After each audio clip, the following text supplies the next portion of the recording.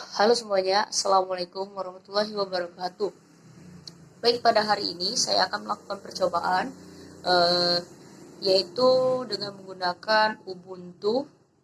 Di sini saya menggunakan Ubuntu 16.04, Ubuntu desktop versi LTS.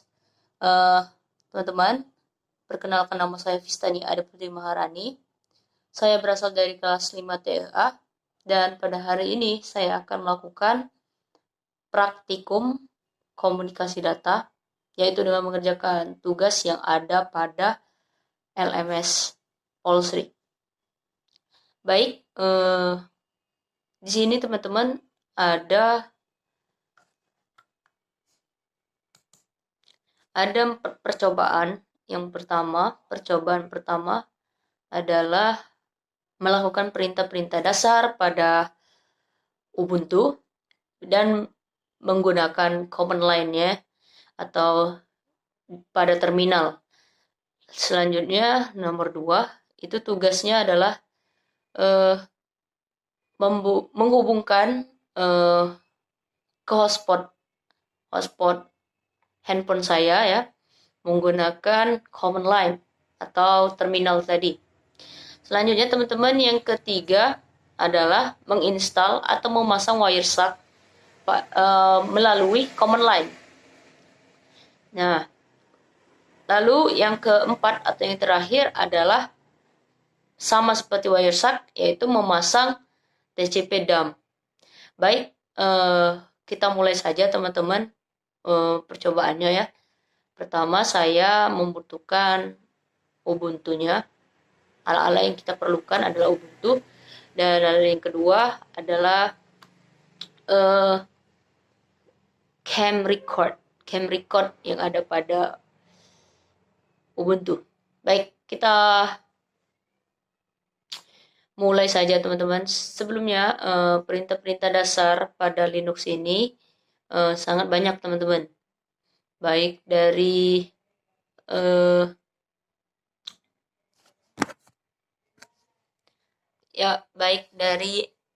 untuk pengoperasiannya dan juga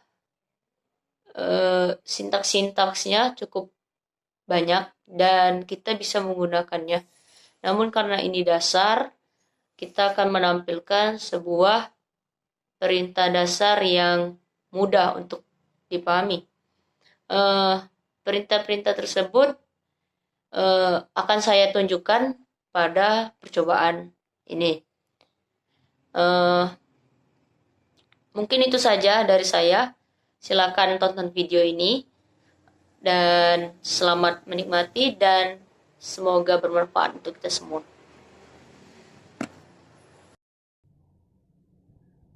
Bercerita tentang sejarah Linux. Sejarah Linux itu teman-teman dimulai pada tahun 1991 oleh pria kebangsaan Finlandia bernama Linus Torvalds. Seorang Linus Torvalds muda, tepatnya saat menjadi mahasiswa, mulai mengembangkan source code atau kode sumber kernel Linux via internet seukuran disket. Nah, pada waktu itu ia tidak pernah menyangka apa yang diperbuatnya akan melahirkan bisnis tak ternilai di kemudian hari.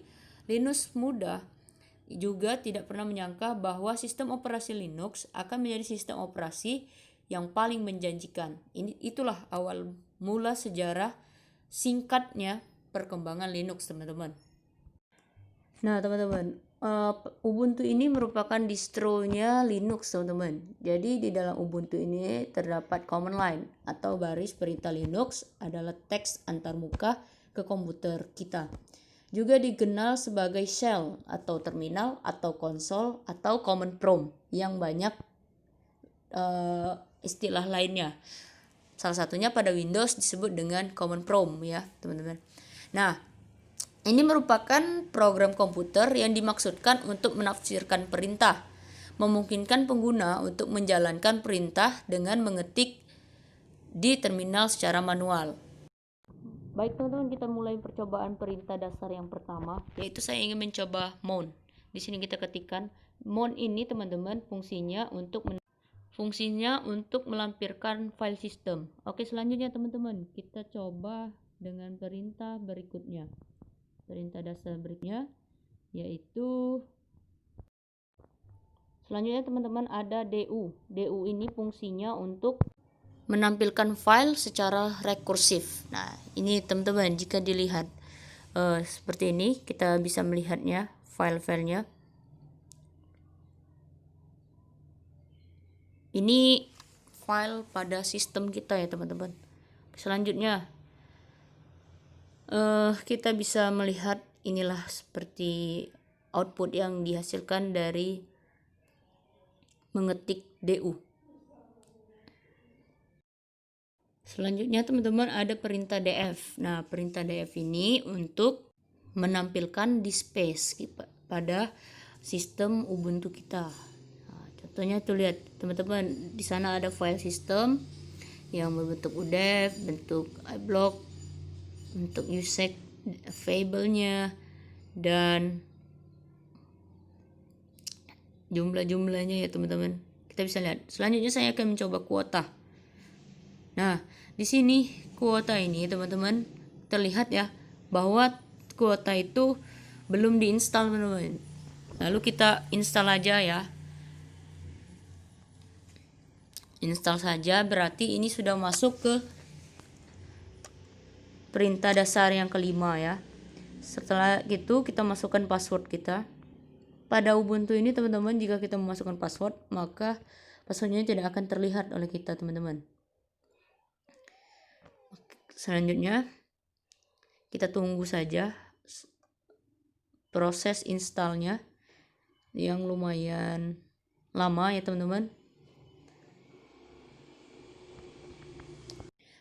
karena df ini teman-teman alias kuota ya. Kuota ini digunakan untuk melihat sisa dari disk space pada Ubuntu kita teman-teman. Itu jadi fungsinya. Kita install dulu teman-teman. Seperti inilah Ubuntu ini. Jika kita memberikan sebuah perintah seperti get install, maka sudo akan membaca dan langsung menginstal pada melalui command line itu langsung. Simpelnya ya teman-teman. Jadi kita tidak perlu banyak tampilan lagi atau seperti banyak folder-folder yang terbuka lagi dalam mengakses sebuah komputer. Inilah merupakan kelebihan dari Ubuntu teman-teman. Nah, selanjutnya teman-teman kita coba. Itu sebenarnya kita sudah mendapatkan hasilnya ya teman-teman. Processing triggersnya itu sudah mendapatkan ya. Namun kita coba kembali di sini kuota. Maka dia tidak menampilkannya karena kita sudah menampilkannya di atas teman-teman. Oke, selanjutnya kita coba Gedit ya. Gedit ini sangat membantu saya dalam membuka note ya, atau text editor teman-teman, tempat saya menuliskan nama saya tadi. Itulah fungsi Gedit.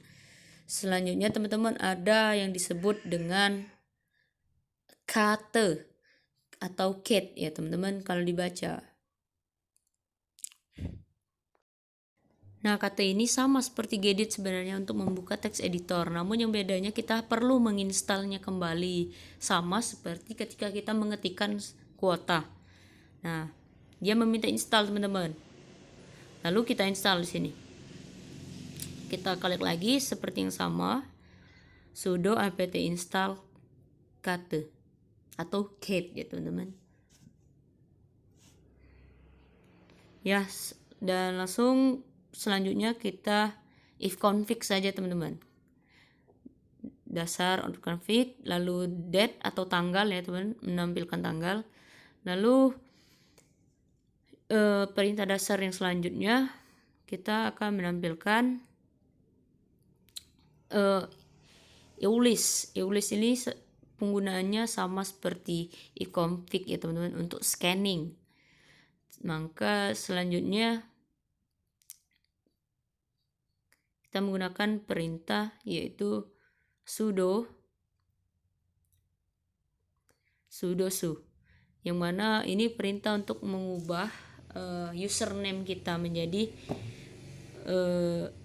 sudosu atau root ya teman-teman. Dan ini biasanya bisa bermanfaat untuk kita ngeping alias langsung menuju internet. Misalnya di sini saya mengping google.com, namun syaratnya harus terhubung ya teman-teman, terhubung ke internet. Jika tidak, maka dia tidak bisa menangkap dari perintah yang dipancarkan pada google.com. Nah, di sini teman-teman terlihat ada 17 paket yang transmit. Transmit adalah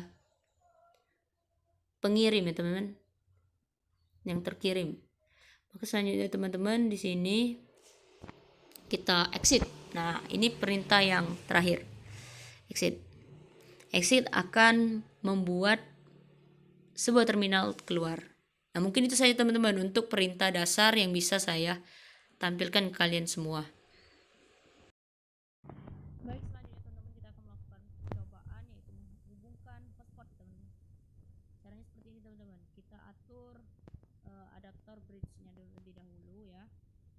Lalu di sini kita pilih Broadcom adapter berdasarkan laptop masing-masing ya, karena tiap laptop berbeda adaptornya. Lalu di tingkat lanjut kita lakukan mode yang tidak diizinkan ya teman-teman. Lanjutnya di sini kita atur yaitu adapternya, atau kita klik change adapter setting.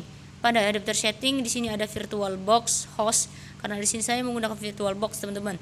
Kita klik properties untuk menyeting IP yang terdeteksi di sini. Kita hapus jika di sini terlihat ada IP yang terdaftar. Jika tidak ada teman-teman, maka kita bisa melakukan percobaan. Selanjutnya teman-teman kita cancel di sini, lalu kita pada wireless network juga kita atur, yang mana di sini IP-nya jangan juga terbaca teman-teman ya. Jika terbaca maka hapus saja teman-teman, atau klik tanda yang di atas. Selanjutnya teman-teman, jika kita telah menyeting pada Windows ya, karena kita menggunakan VirtualBox, selanjutnya kita gunakan di sini Open Terminal, yaitu menggunakan CLI ya teman-teman untuk bantunya, alat bantu. Lalu sini klik System Setting atau pengaturan sistemnya. Di sini klik Network teman-teman, karena kita akan mengatur jaringan ya teman-teman. Nah, di sini jaringannya sudah saya on-con ya teman-teman. Di sini sudah terbaca IP hotspot saya. Jika dia di off-kan teman-teman, maka akan terlihat seperti ini. Jika di off-kan ya, nah dia hanya membaca sekilas dan unconnected. Dan sekarang saya on-kan kembali, lalu kita gunakan di sini perintah sudosu teman-teman. Perintah sudosu memerintahkan secara root ya teman-teman. Di sini kita ketik di sini cd slash yang fungsinya untuk menjelajahi direktori Linux. Lalu sini kita ping google.com nih teman-teman. Jika ping google.com ini berhasil, maka jaringan itu sudah bisa dideteksi atau bisa melakukan hotspot tersebut berjalan dengan baik teman-teman. Nah, inilah jika kita lihat ya, angka-angka di sana adalah angka-angka yang keluar dalam menangkap angka pada hotspot ya teman-teman, sesuai dengan kartu kita, berapa besar jaringan kita, maka itulah bit-bit yang keluar. Di sini saya menggunakan kartu Tri teman-teman, jadi hotspot yang saya gunakan adalah hotspot Tri. Selanjutnya teman-teman, untuk mencoba kebenaran apakah hotspot ini sudah bisa digunakan dengan baik, kita harus menghubungkannya ke dalam sebuah langsung ke Google-nya saja teman-teman. Kita akan coba. Namun kita lihat kembali dulu paket-paket yang ini. Nah, itu tersedia ya teman-teman, 99 paket yang tertransmit dan 99 yang diterima. Pada dasarnya teman-teman, jika Ubuntu sedang menerjemahkan seperti itu artinya ping google.com ini berhasil, teman-teman, sehingga kita bisa melakukan membuka Google setelah menghubungkan hotspot ini. Caranya bagaimana, teman-teman? Untuk memberhentikannya sebenarnya gampang sekali, kita kontrol C saja, maka langsung Ubuntu akan berhenti sendiri dan langsung menangkap berapa jumlah paket yang ditangkap saat itu. Oke, selanjutnya teman-teman kita membuka Mozilla Firefox di sini. Mozilla Firefox di sini gratis, teman-teman. Jadi kita tidak perlu install kembali karena pada Ubuntu sudah tersedia. Dan juga fiturnya juga cukup lengkap ya pada Firefox web browser Ubuntu ini. Jadi kita tidak perlu lagi menginstal. Lalu juga menghemat ya teman-teman, menghemat disk kita. Di sini saya akan mencoba membuka sebuah program Arduino ya teman-teman. Kita coba di sini. Nah, kita klik di sini teman-teman, Arduino, seperti membuka yang biasa ya teman-teman. Seperti kita membuka Google pada Windows kita ya. Dan yang terjadi jika dia berhasil, nah berarti ini berhasil teman-teman, berarti hotspotnya sudah bisa masuk ke dalam Ubuntu kita. Oke, sekian saja teman-teman, itu tutorial dari ini ya teman-teman, dari hotspot. Oke, selanjutnya teman-teman kita akan mencoba percobaan, yaitu menginstal Wireshark. Caranya yang pertama yaitu kita upgrade terlebih dahulu ya pada Ubuntu kita. Kita upgrade teman-teman. Kita upgrade, ini fungsinya untuk membantu sistem-sistem yang belum terupgrade ya teman-teman. Mendongkrak seperti itu teman-teman. Kita tunggu saja ini teman-teman sampai 100%. Jadi teman-teman, sekilas tentang Wireshark. Wireshark ini adalah program network protocol analyzer alias penganalisa protokol jaringan yang lengkap. Aplikasi ini awalnya bernama Adderall atau Adderall. Dan pada Mei 2006 proyek ini berganti nama menjadi Wireshark teman-teman. Karena masalah sepele ya, atau masalah merek dagang. Jadi fungsi Wireshark ini teman-teman ya, fungsi utamanya tidak diperuntukkan untuk hacking ya teman-teman, karena itu sebuah perilaku yang jahat, namun bisa sebenarnya. Lalu yang sebenarnya fungsi aplikasi Wireshark ini yang utama adalah sebagai administrator jaringan untuk dapat melacak apa yang terjadi di dalam jaringan miliknya, atau untuk memastikan jaringan yang bekerja dengan baik serta tidak ada yang melakukan hal-hal buruk pada jaringan itu. Jadi kita tuh bisa mengamankan teman-teman, mengamankan jaringan kita dan melihat kondisi ya teman-teman. Lalu fungsi aplikasi Wireshark ini yang utama dipakai oleh network administrator untuk menganalisa kinerja jaringannya. Wireshark mampu menangkap paket-paket data atau informasi yang berjalan dalam jaringan yang terlihat. Maka fungsi Wireshark ini sangat bagus ya teman-teman jika digunakan dengan baik, karena kita bisa menemukan kebenaran, lalu kita bisa menjaga jaringan kita. Misal apalagi virus-virus yang datang, kita juga bisa menangkap tersebut. Dan selanjutnya teman-teman, kita tunggu saja ini sampai 100% teman-teman, karena memang cukup lama ya teman-teman. Maka ketika sudah mulai ini sudah mulai selesai teman-teman, nah langsung dia memprogres ya teman. Memprogres ini cukup lama juga ya. Nah ini juga sudah selesai. Selagi menunggu kosong teman-teman, menunggu loading ya. Sini kita coba mengetikkan nama saya kembali. Kita tunggu sampai 100% pada progres teman-teman. Nah sekarang sudah 99% teman-teman, maka prosesnya sudah selesai. Dan selanjutnya kita harus menginstal bukan menginstal teman-teman, yaitu mengupdate. Ya, kita tunggu terlebih dahulu ya teman-teman. Memang cukup lama setelah install ini mencapai 100%. Lalu di sini kita klik sudo apt update, kita masukkan password, kembali teman-teman sama seperti biasa. Dia akan lalu di sini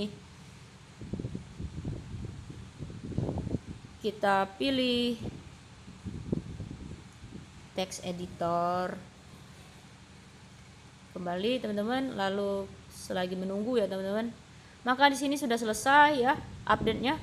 Selanjutnya teman-teman kita sudo apt upgrade-nya ini sudah selesai teman-teman. Kesalahan saya saja di sini. Selanjutnya kita tuh sudo add apt repository ppa wireshark ya teman-teman. Ini untuk mengirim terlebih dahulu, mengkonfirmasi teman-teman. Kita klik enter saja. Lalu di sini kita klikkan teman-teman, klik lagi yaitu sudo apt install wireshark, dan Ubuntu akan segera menginstal teman-teman. Kita klik Y di sini. Lalu kita tunggu saja teman-teman, dan progres selesai. Progres selesai, lalu kembali kita menunggu loading teman-teman. Kita tunggu saja, loadingnya memang seperti ini teman-teman, cukup lama. Lalu selanjutnya kita tunggu sampai 100 ini.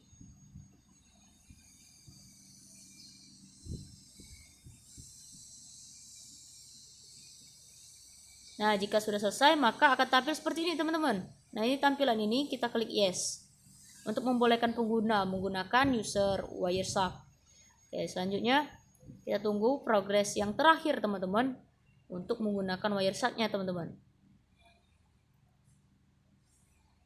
Kita tunggu.